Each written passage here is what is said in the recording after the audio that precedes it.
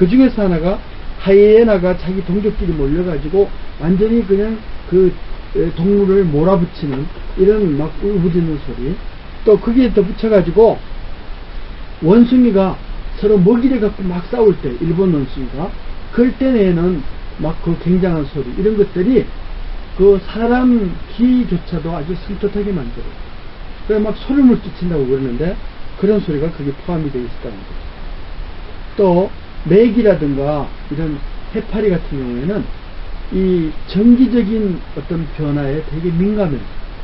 이런 무슨 뱀장어라든가 이런 메기가 전기를 발생하기도 하지만 때로는 외부에서 오는 전기 신호를 되게 민감하게 하고, 그 소리가 전기하고 무슨 상관이냐 그러는데, 이렇게 지진이 일어나서 소리가 발생하면은 그게 음압이기 때문에 이렇게 지진이 타고 바위라든가 이런 데 부딪히게 되면요, 소리가, 그러면 거기서 전기가 발생하는 이런 압전력 효과가 나타나기 때문에, 그래서 소리가 시끄러운 거에다가 전기까지 이렇게 나타나면은 아주 그냥 물속에서 요동을 치고 수면 위로 못 올라와가지고 난리를 낸다는 거죠.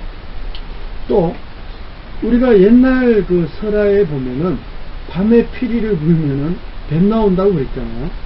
근데 사실은 피리 불면은 뱀은 그 소리를 알아들을 수가 없어요.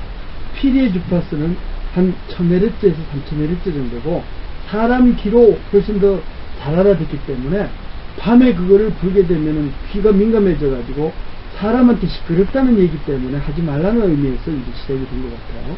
그러면 뱀은 오히려 500Hz 이하의 저주파를 이렇게 돌려주면은, 예를 들어서 트로트 음악 같은 걸 돌려주면은 이 피부의 촉감을 흔들어 줘가지고 아주 민감하게 그 촉감 자극에 의해서 막 꿈틀꿈틀대고 변화가 나타나는 것을 느낄 수가 있어요.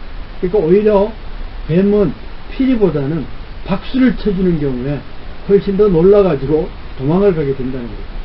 그래서 우리가 산이나 이런 데 이렇게 다닐 때 혹시 뱀이 접근할지 모르면은 이렇게 박수를 팍팍 치면서, 아니면 나무 토막을 가지고 어디 나무라든가 이렇게 툭툭 치면서 지나가게 되면은 그런 뱀의 접근을 어느 정도 예방할 수 있겠다, 이런 생각이 들어가는 거죠.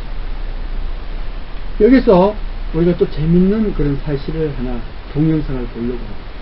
여기는 복돌이라는 얘기인데요. 이 복돌이는 요 가까운 거리에서 그 야밤에 건물 붕괴를 미리 알고, 그래서 주인을 구한 아주 그 충견이라고 알려져 있는 복돌이에요. 왜냐하면 시장통에 거의 쓰러져가는 그 2층 집이었는데, 2층 집에 강아지가 매달려 있는 게 아니고 아래쪽에 이렇게 목줄에 매달려 있었는데요.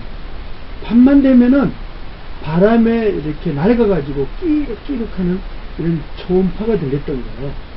그러니까 막 그날따라 넘어지기 일보 직전이 되니까 막 그 초음파 소리가 아주 굉장했겠죠. 이 유리창에 스티로폼 아니면 칠판에 그 손톱 긁는 소리 같은 게 들렸을 거란 말이죠.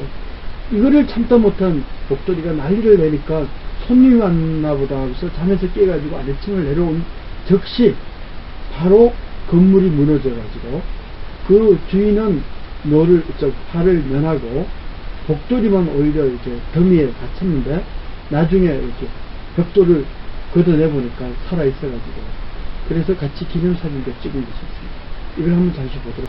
네. 아주 재밌는 그런 현상을 우리가 이제 살펴봤는데요. 이어가지고,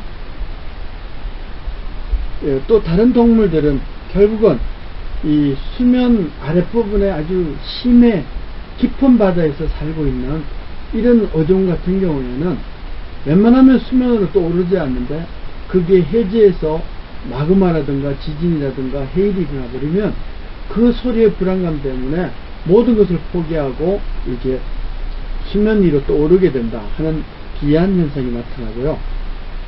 또 까마귀 같은 경우에는 되게 영리해요.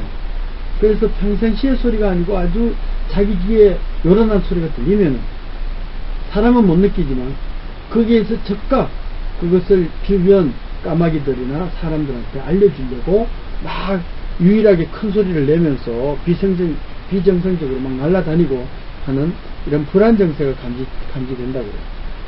또 이렇게 뱀이라든가 파충류 이런 것을 동면을 하는데, 이런 것들은 땅 속에서 소리 전달이 잘 되니까 멀리서 무슨 지진이 일어나고 그러면은 시끄러워서 동요를 못하는 거죠.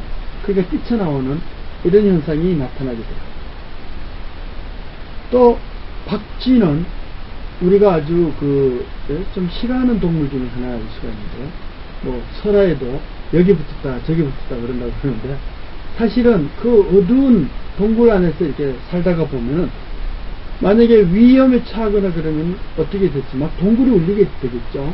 그런 아주 가슴을 쓸어내리는 듯한 이상한 소리가 동굴에서 울리면 거기를 뛰쳐나올 수밖에 없는데, 참고로 이 박쥐는 자기가 내는 소리를 가지고 되도록는 반사음을 이용해 가지고 이렇게 항해를 해요. 근데 박쥐를 관찰해 보면 재밌는 게, 이 창살이 위아래로 이렇게 되어 있으면은 잘 이렇게 헤쳐나갈 수가 있어요. 근데 이 창살 자체가 옆으로 앉아 있고 위아래로 이렇게 막혀 있으면은 가다가 부딪혀 버립니다.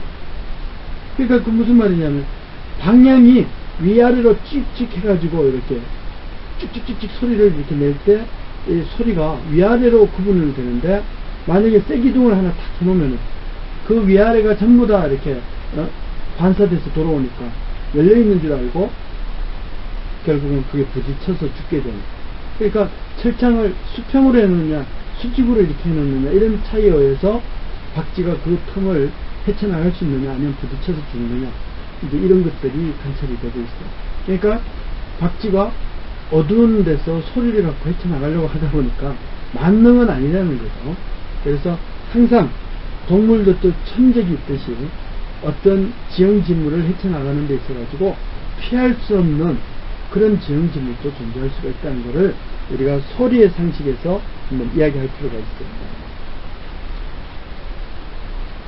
자, 이 그림을 이렇게 보시면은 동물들이 내는 소리를 이상하게 임산부의 배에다 이렇게 대고 있다는 것을 알 수가 있어요. 우리는 놀랄 거 아니에요. 혹시 저러다가 돌고래가 입을 크게 벌려가지고 이렇게 도출되어 있는 배를 건드리면 어떻게 되냐, 물을 뜯으면 어떻게 되느냐, 이런 겁나는 사실인데도 이상하게 돌고래 앞에서 이렇게 있으면은 그 돌고래가 내는 히스럼 있죠. 그 슉슉거리는 히스럼 이 자체를 뱃속에 있는 아기가 어떻게 알아채가지고 막 태동을 느끼게 만든다는 거예요.